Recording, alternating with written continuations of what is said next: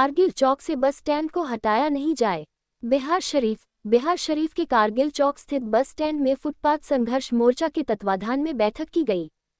बैठक की अध्यक्षता कारगिल चौक के मार्केट कमेटी के अध्यक्ष पिंटू कुमार ने की। बैठक को संबोधित करते हुए फुटपाथ संघर्ष मोर्चा के जिला अध्यक्ष रामदेव चौधरी ने कहा कि बिहार शरीफ के नवनिर्मित कारगिल चौक बस अड्डा की पिछले कुछ वर्षों पहले उद्घाटन की गई थी। बस अड्डा स्थापित होने के बाद इस जगह पर इसके इर्द गिर्द फुटपथी दुकानदार अपना दुकान लगाकर अपने और अपने परिवार का भरण पोषण कर रहे थे। अचानक बस मालिकों द्वारा इस बस अड्डा को खाली कर बिहार शरीफ के रामचंद्रपुर बस स्टैंड में शिफ्ट करने की सूचना है या खाली कर चले गए, जिससे यहां पर बसे फुटपाथी दुकानदार को दुकानदारी बंद हो गया और हाशिए की ओर चले गए। इस बस अड्डा से ही फुटपाथी दुकानदारों का जीविकोपार्जन पर असर पड़ा है। दूसरी तरफ पर इस नजरिया से देखा जाए तो इस स्टैंड के इर्द गिर्द बसे लोग गाड़ी में सीट पर बैठकर आराम से यात्रा करते थे। अब इन लोगों को भी कठिनाइयों का सामना करना पड़ रहा है। अब इन लोगों को सीट लेने के लिए रामचंद्रपुर बस अड्डा में भाड़ा लगाकर जाना होगा। ई रिक्शा वाला को भी आमदनी कम गया है। ये लोग भी भाड़ा लगाकर अच्छी कमाई कर लेते थे, इनको भी पेट पर लात मारा गया है। सरकार द्वारा करोड़ों की लागत से कारगिल चौक बस अड्डा का निर्माण कराया गया था। अब ये भूत बस अड्डा में तब्दील हो गया है। सरकार से मांग है कि इस कारगिल चौक बस अड्डा का पुनर्वास कराया जाए।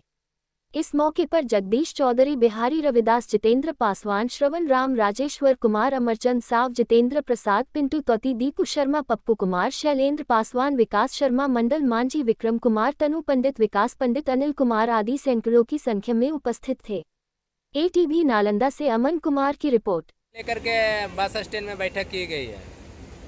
आज फुटपाथ संघर्ष मोर्चा की बैनर तले आज बिहार शरीफ के करोड़ों की लागत से बनी बस स्टैंड कारगिल चौक पर फुटपाथ संघर्ष मोर्चा की ओर से एक बैठक की गई। बैठक के माध्यम से हम सरकार को ध्यान आकर्षित हुए मांग करते हैं कि जो बिहार शरीफ स्मार्ट सिटी बनाया गया था तो लोगों में उत्साह थी और उसी के अंतर्गत रामचंद्रपुर के अलावे बिहार शरीफ स्थित कारगिल चौक पर एक बस स्टैंड का नवनिर्माण कराया गया था। तो जिसके प्रति फुटपाथियों में और यहाँ नज़दीक के जो आम जनता है उसमें उत्साह था। साथ साथ जो टोटो चलाते हैं, रिक्शा चलाते हैं, उनमें उत्साह था कि ताकि एक नया बस स्टैंड बनने जाने से हम लोगों को आमदनी का जो स्रोत है वो बढ़ जाएगा और जिससे कि हमारा और अपने परिवार का भरण पोषण जो है अच्छी तरह से चलेगा। लेकिन दुर्भाग्यपूर्ण से कहा जाता है कि अचानक बस स्टैंड जो कारगिल चौक स्थित है बस मालिकों के आधुनिक कला क्या है वो हम जानकारी में नहीं है, लेकिन फिर भी बस स्टैंड के जो बस का जो मालिक है वो पुनः अपने स्वतः यहाँ से स्टैंड को जो है पुनः पुराने स्टैंड में लेकर चला गया है। बस स्टैंड के मालिक के कोई सूचना मिला है कहीं से या नगर आयुक्त से या DM से कि यहाँ से आप चले जाइए दूसरे जगह?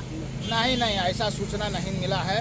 उन लोग स्वतः स्वयं अपने को अलग करके ये सब काम किया है। लेकिन हम बस मालिकों से और यहाँ के सरकार से मांग करते हैं कि ये नवनिर्मित करोड़ों की जो लागत से कारगिल चौक पर जो स्टैंड बनाया गया है उनको पुनः बहाल किया जाए, फिर हरा भरा किया जाए ताकि यहाँ पर जितने 200-250 फुटपाथी जो बसा है उन लोगों का जीवन पर जो असर पड़ रहा है, उनको जीविकोपार्जन पर जो असर पड़ रहा है, आश्रय में चला गया है, ये इसे क्षुब्ध है।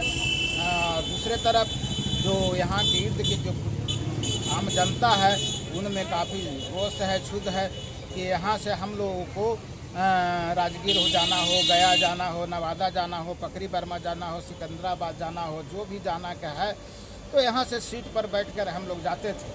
अब सीट के लिए हमको पुराने बस स्टैंड जाना पड़ेगा, जो अतिरिक्त किराया हमको वहन करना पड़ेगा, जिससे यहाँ आम जनता में भी छूट है।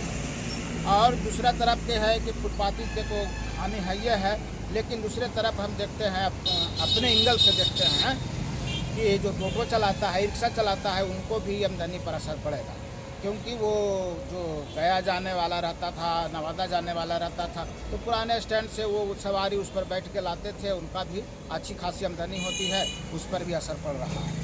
तो मैं सरकार से मांग करता हूँ और यहाँ के जो हमारे बस मालिक हैं उनसे मैं निवेदन करता हूँ कि वो स्वतः करोड़ों की लागत से जो बनी स्टैंड है उसको पुनः बहाल किया जाए, ताकि इन गरीबों का जो जीवन पर जो असर पड़ रहा है वो फिर से हरा भरा किया जाए, इसको आमदनी को स्रोत को बढ़ाया जाए, ताकि वो अपने और अपने परिवार का भरण पोषण जो है ठीक ढंग से कर सके। क्या नाम लिखते हैं आप? फुटपाथ संघर्ष मोर्चा के जिला अध्यक्ष रामदेव चौधरी। यहाँ क्या किस चीज़ का दुकान खोले हुए थे या किस हम चीज़? पान दुकान खोले हुए थे कितना दिन से? 2 साल से 2 साल से पान दुकान चला रहे हैं। तो क्या परेशानियाँ हो रही है? जैसे मान लिया यहाँ गया की बस आती थी, लगती थी और यहाँ से गया के लिए खुलती थी, तो आप नहीं लग रही है, तो आप क्या परेशानियाँ आ रही है? हम लोग को परेशानी तो ही आ रही है सर, दुकानदारी नहीं हो रहा है सर, दुकानदारी में हम लोग पर असर पड़ रहा है। अब हम लोग का जो 2 पैसा आता था स्रोत आता वो आमदनी कम गया है, तो हम लोग भी तो अब कैसे क्या होगा सर हमको समझ में नहीं आ रहा है। हम लोग ऐसे ही करते हैं कि सर जहाँ जो यहाँ से बस चली गई है वो रविंदरपुर से लाने का, कारगिल बस स्टैंड से लाने का कष्ट करें।